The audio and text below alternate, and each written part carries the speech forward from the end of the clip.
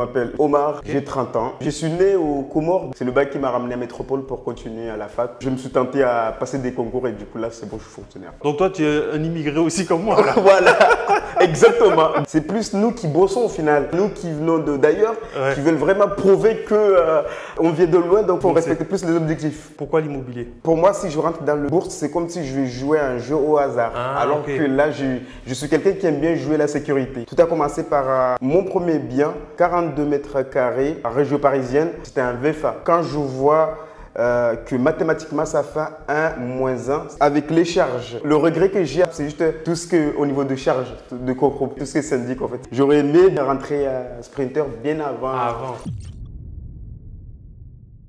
Omar, comment il va? Ça va très bien. Et ça se passe? Ouais, nickel. Comme d'habitude. Omar, aujourd'hui, je suis venu pour découvrir ton histoire, que tu nous expliques un petit peu tout ton parcours. Mais avant d'entrer dans le vif du sujet, est-ce que tu peux te présenter, nous dire un petit peu qui tu es, dans quoi tu travailles, quel âge tu as, qu'on sache un petit peu qui tu es en fait. Bonjour à tout le monde, donc là je m'appelle Omar, je suis fonctionnaire, j'ai 30 ans. Toi tu viens d'où d'ailleurs? Alors moi je suis né aux Comores, donc l'île Mohéli. Et grandi plutôt à Mayotte, donc je connais plus Mayotte que aux Comores. D'accord, donc toi tu es un immigré aussi comme moi là. Voilà, exactement, donc il n'y a pas de exactement pareil. J'imagine. Donc, mais c'est plus nous qui bossons au final, enfin c'est nous qui vraiment, nous qui venons d'ailleurs, qui veulent vraiment prouver que là où on vient de loin, donc il nous faut vraiment des objectifs, on respecte plus les objectifs. J'imagine. Mais alors du coup, tu es parti des Comores à quel âge et tu es arrivé à quel âge à Mayotte? Alors, donc moi, la naissance, donc là, 0 à 7 ans, donc c'est 2001. Donc depuis ma naissance à 7 ans, donc c'était 2001. J'ai été aux Comores et c'était suite au décès de mon père. Donc là, il y a ma tante qui nous a pris à Mayotte. D'accord. Et du coup, tu as fait tes études, tout ça à Mayotte alors? Exactement. Donc là, j'ai fait plutôt là-bas, j'ai tout fait à Mayotte et puis à partir de là, hop, donc là le bac, c'est le bac qui m'a ramené à Métropole pour continuer à la fac. Mais je me suis tenté à passer des concours et du coup là c'est bon, je suis fonctionnaire. Du coup là c'est le studio 2, studio 1. Ok, ben vas-y on y va alors du coup. Alors tu as prévu de faire quoi alors ici concrètement? Là je vais garder même configuration, donc là le WC là. Et kitchenette, donc là, ça sera par ici et juste à ma droite, ça sera la porte d'entrée. D'accord. Donc du coup, tu es fonctionnaire. Alors du coup, qu'est-ce qui a fait qu'un jour tu t'es réveillé, que tu t'es dit que tu allais te lancer dans l'investissement immobilier alors? Alors, tout simplement, c'est simple en fait. J'avais l'idée en fait de faire de business. Mais dans le business, j'étais vraiment en cours de chercher vraiment le pour et le contre. Moi, ma philosophie, c'est tout simplement entre jouer au hasard et le bien qu'on peut toucher. Je prévois aussi ma retraite tout simplement. Mais alors, du coup, tu t'es dit que tu allais te lancer dans l'immobilier. Pourquoi l'immobilier? Parce que tu aurais pu penser à d'autres domaines comme, je sais pas, la bourse, les crypto-monnaies, le dropshipping ou j'en sais rien. Pourquoi l'immobilier? Alors, pour moi, si je rentre dans par exemple, bourse, c'est comme si je vais jouer à un jeu au hasard. Alors que là, je suis quelqu'un qui aime bien jouer la sécurité. Et du coup, je voyais plus l'immobilier. Et après, mon premier bien, rien à voir avec toi, du coup, un appartement c'est un 42 mètres carrés en région parisienne. Donc là, je l'ai acheté, c'était un VFA. Donc je l'ai acheté en 2018 et la livraison était prévue en 2021. Ah ouais. Mais du coup, le fait que tu étais avant sur un projet VFA, ça t'a pas fait peur de partir maintenant sur un projet brut comme celui-ci? Moi, je l'ai pris plutôt comme une assurance. Ça m'a permis de plutôt créer un réseau et aussi connaître à quel moment il faut aller, par exemple, chercher le courtier. C'est comme si c'était un plus pour moi. Donc, au contraire, c'était plutôt, théoriquement, c'était plutôt enrichissant.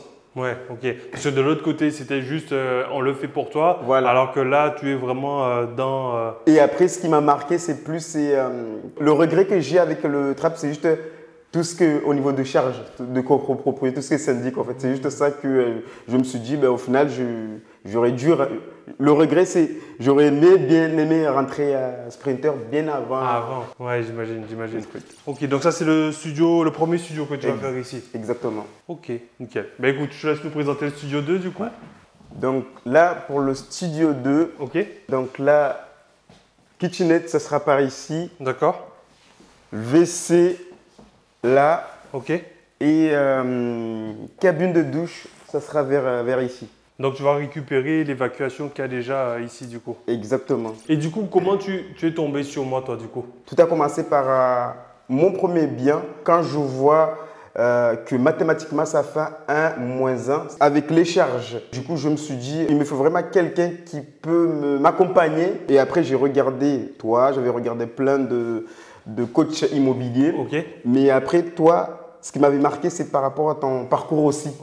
Hop, j'ai eu l'idée, je dis, il a sorti en plus aujourd'hui un livre, du coup, je l'ai acheté. C'est à partir de là où j'ai dit, je me vois plus dans l'immobilier. J'imagine. Non, mais c'est intéressant. Mais alors, du coup, c'est quoi les difficultés que tu as rencontrées, toi, quand tu as voulu te lancer dans le domaine de l'immobilier?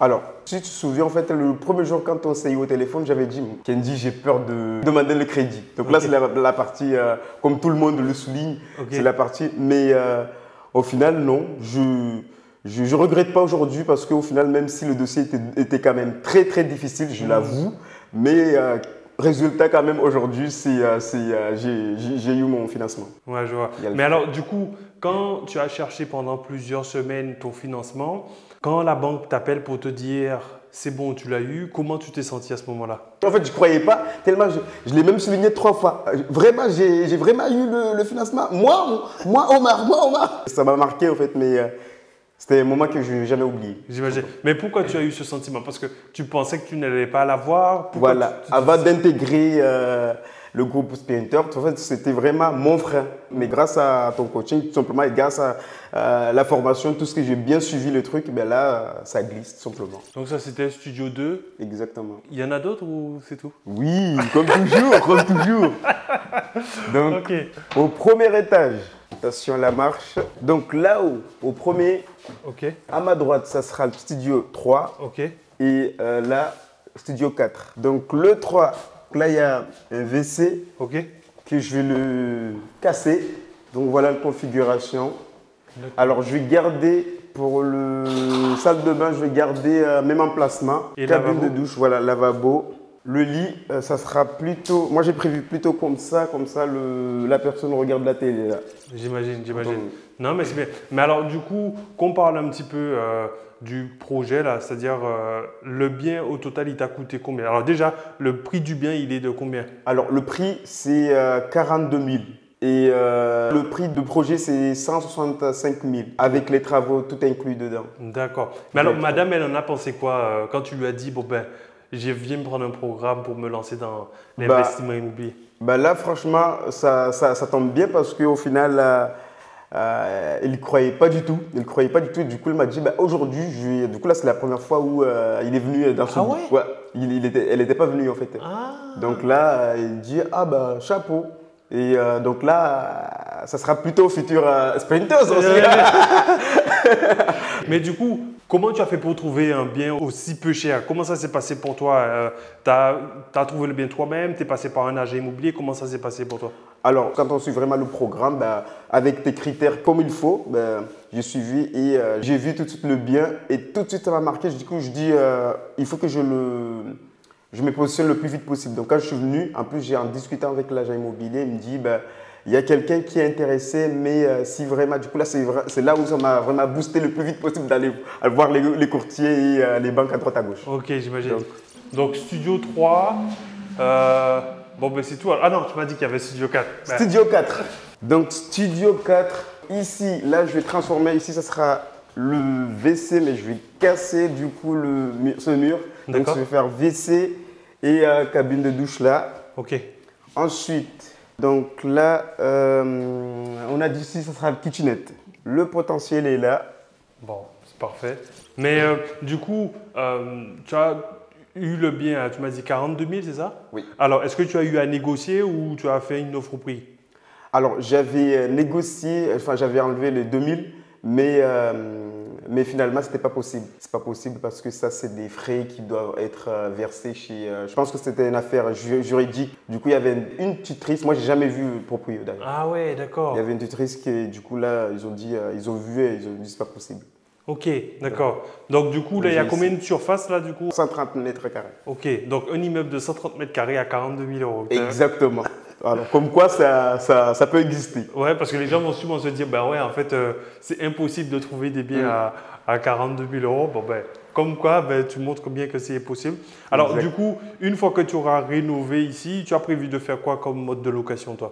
Donc là, c'est pareil, je vais faire saisonnier aussi, comme pour commencer. Airbnb, voilà, je vais le mettre en Airbnb, comme le sprinter, quoi. Okay, je suis un vrai sprinter, donc je vais…